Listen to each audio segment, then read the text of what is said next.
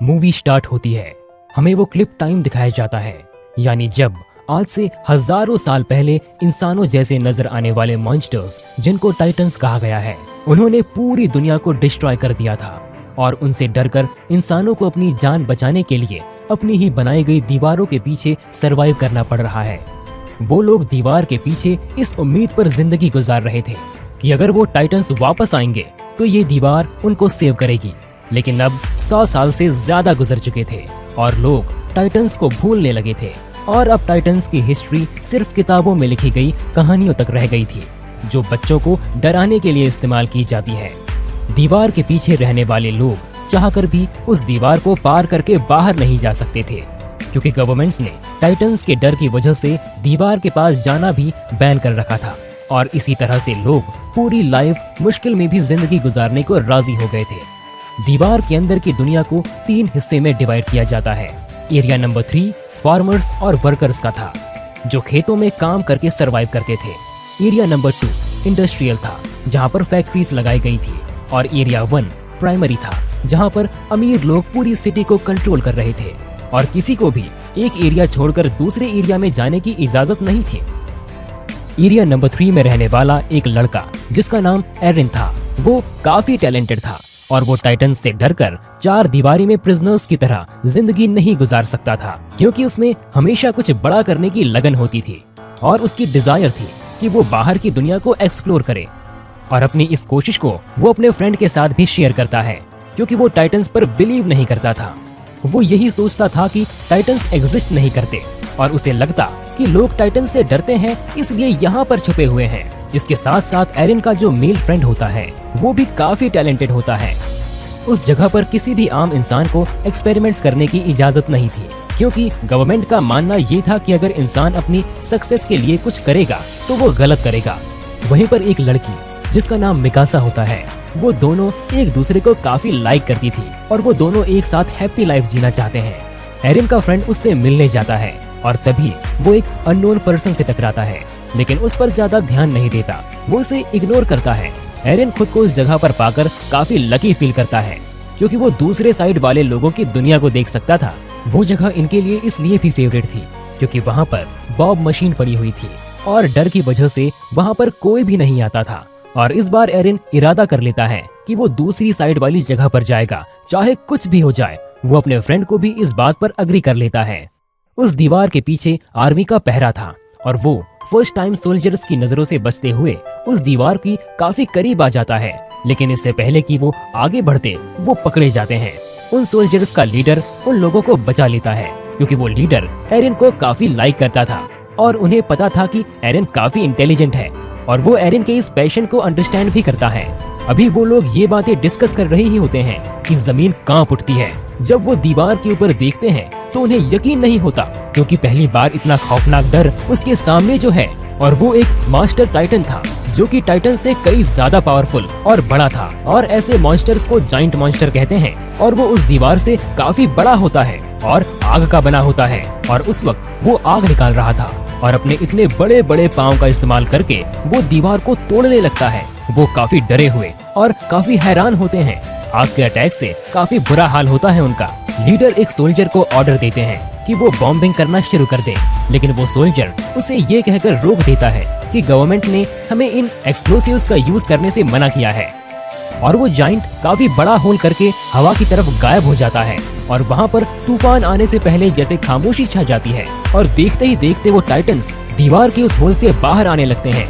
दिखने में तो बिल्कुल इंसानों जैसे लग रहे थे, लेकिन इंसान से काफी वो लंबे चौड़े थे और इंसानों को देखकर उनके फेस पर स्माइल होती थी कि जैसे वो इंसान को अपना खाना समझ रहे हों। वो लेटेड आइटम्स पर बॉम्बिंग करने में कामयाब हो जाते हैं, लेकिन उन्हें ये पता नहीं था कि ये टाइटंस इटर्नल हैं, यानी ये एक ऐसी मॉन्स्टर हैं जिन्हें कभी मारा नहीं जा सकता। टाइटंस के बॉडी का जख्मी पार्ट खुद ब खुद रिस्टोर होने लगता है। अब क्योंकि टाइटंस तादाद में काफी ज्यादा थे तो वो लोगों को चारों तरफ से घेर लेते हैं और इंसान उसके आगे काफी छोटा दिख रहा है। और वो इंसान को ऐसा समझ रहे हैं कि जैसे इंसान पाँव में आने वाले कीड़े मकोड़े चींटियां हैं जिन्हें मसल दिया जाए, जैसे खेलने वाले खिलौने हों। और यही नहीं, बल्कि इंसान उनके लिए किसी बारबेक्यू से कम नहीं थे, क्योंकि उन्हें वो ऐसे ही पकड़ पकड़ कर खा रहे थे। वहाँ पर लोग इतने ज्यादा डर जाते हैं कि वो टाइटन्स का खाना बनने से ज्यादा सुसाइड करना प्रेफर करते हैं और अपने आप को मार डालते हैं। टाइटन्स ने पूरी सिटी में तबाही मचा दी है। लोग या तो टाइटन्स का शिकार होकर या लोगों की अफरा तफरी में कुचलकर मरने लगते हैं और उन लोगों को अपनी जान बचाने के लिए सिर्फ एक ही जगह मिलती है, जो कि सिटी का बहुत बड़ा हॉल था। लोग सिर्फ खुद को सेव करने के लिए दूसरों की जान की परवाह किए बगैर जबरदस्ती घुसने लगते हैं और एरिन और मिकासा भी खुद को सेव करने के लिए ऐसा ही करते हैं। मिकासा एक छोटे बच्चे को उसकी माँ के साथ देखती है तो उसे उन लोगों पर तरस आता है और उस बच्चे को सेव करने की वजह से बाहर चली जाती है और एरिन लोगों की भीड़ में घसीटती हुई हॉल में अंदर चला जाता है और हॉल का दरवाजा बंद हो जाता है। एरिन हॉल के डोर को खोलने की कोशिश करता है लेकिन लोग उसे ऐसा करने से मना कर देते हैं। मिकासा ने इस छोटी बच्ची को पकड़ा होता है और एक टाइटन उनकी तरफ आ रहा होता है। एरिन जो मजबूर होता है और कुछ भी नहीं कर पाता। टाइटन्स ने मिकासा और उस बच्चे दोनों को निकल जाता है और अचानक वहाँ पर खामोशी छा जाती है। एरिन किसी तरह से उस हॉल से बाहर आ जाता है और वो देखता है जिस हॉल से वो बाहर निकला है उसी हॉल को चारों तरफ से टाइटन्स घेरे हुए खड़े हैं। टाइटन्स हॉल की छत को तोड़कर लोगों को खाने लगते हैं और तेजी से लोगों का खून बहने लगता है जैसे खून की नदियां बह गई हो। हालात से तंग एरिन सिटी की तरफ आगे बढ़ जाता है। इसके बाद हम 2 साल के बाद के टाइम को देखते हैं जहाँ पर हमें एरिन एरिया 2 यानी इंडस्ट्रियल एरिया में दिखाया जाता है। ये लोग सेफ थे क्योंकि मजबूत दीवार की वजह से जांच की हमने सिर बच गए और जो लोग पिछले हमले की सर्वाइवर्स थे वो भी यहाँ आकर बच गए क्योंकि एरिया 3 यानी लेबर्स एरिया में अभी भी टाइटन्स थे। अब क्योंकि उस एरिया में आने से लोगों की आबादी बढ़ गई थी तो खाने पीने की किल्लत भी बढ़ गई थी। लोग भूख की वजह से मरने लगते हैं। अब एरिया 3 के बाकी सर्वाइवर्स के पास बचने का सिर्फ एक ही रास्ता था और वो था अपने एरिया को टाइटन्स से बचाने का, यानी टाइटन्स का मुकाबला करके वो लोग अपने एरिया को बचा सकते हैं।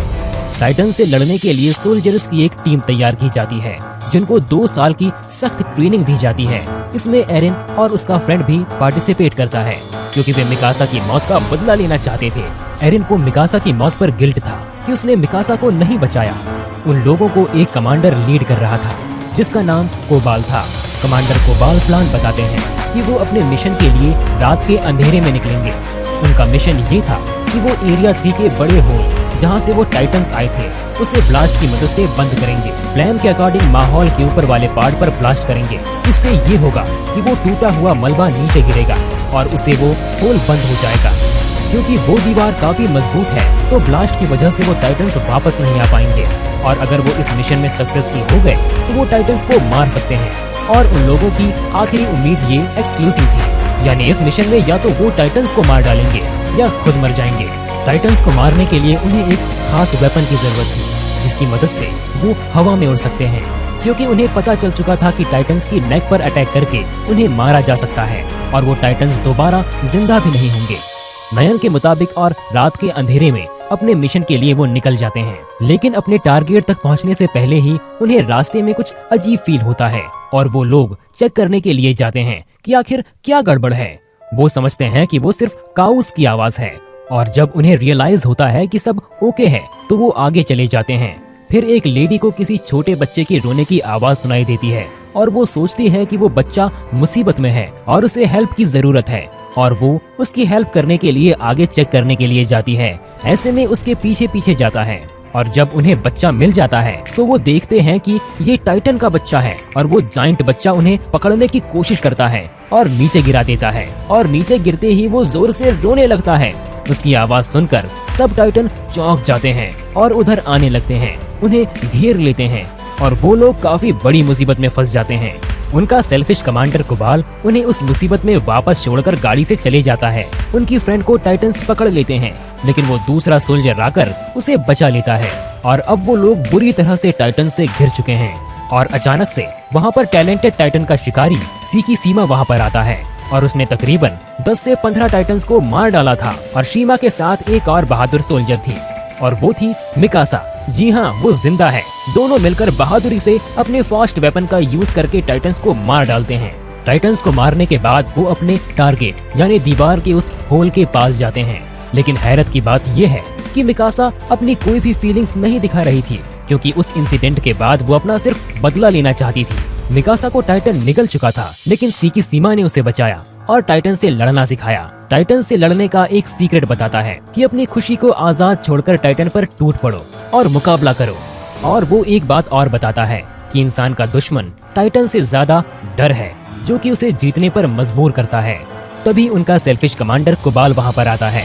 वो कहता है कि मशीन के लिए जो फास्ट हमने यूज करना है वो हमारी सीक्रेट जगह पर नहीं मिले, बल्कि वो अंडरग्राउंड केस में थी और मैं उन एक्सप्लोसिव को खोना नहीं चाहता था, इसलिए मुझे जाना पड़ा, क्योंकि हम में से कोई तो चीटर है जो वेपन चुरा रहा है और एक्सप्लोसिव को खोने का रिस्क नहीं ले सकता। वो लोग वेपन को लोड करते हैं, लेकिन टाइटन्स उनकी आवाज को सुन लेता है और अचानक वो टाइटन 2 लोगों को खा जाते हैं। वो सब लोग काफी घबरा जाते हैं, लेकिन लालची लीडर को एक्सप्लोसिव की पड़ी हुई थी और कोई चोर उनके वेपन से एक्सप्लोसिव से भरी हुई गाड़ियां चुरा ले जाता है। और एक लेडीज के हस्बैंड को टाइटन्स खा चुके थे।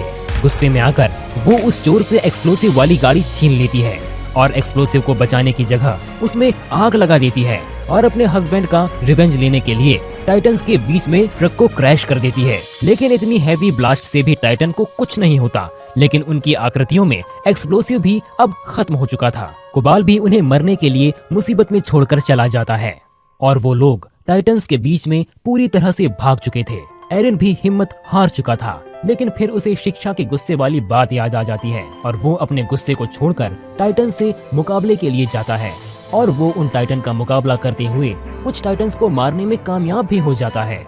और फिर फाइट के दौरान टाइटन से मुकाबला करते हुए उसका एक पैर टूट जाता है और एक टाइटन एरिन की फ्रेंड को पकड़ लेता है। सब लोग एरिन के फ्रेंड को बचाने के लिए लड़ते हैं ताकि वो टाइटन उसे निगल न जाए। एरिन पूरी तरह से हिम्मत हार चुका था, पर वो डिस्पैच हो चुका था कि वो किसी भी तरह लोगों की हेल्प नहीं कर पा रहा है।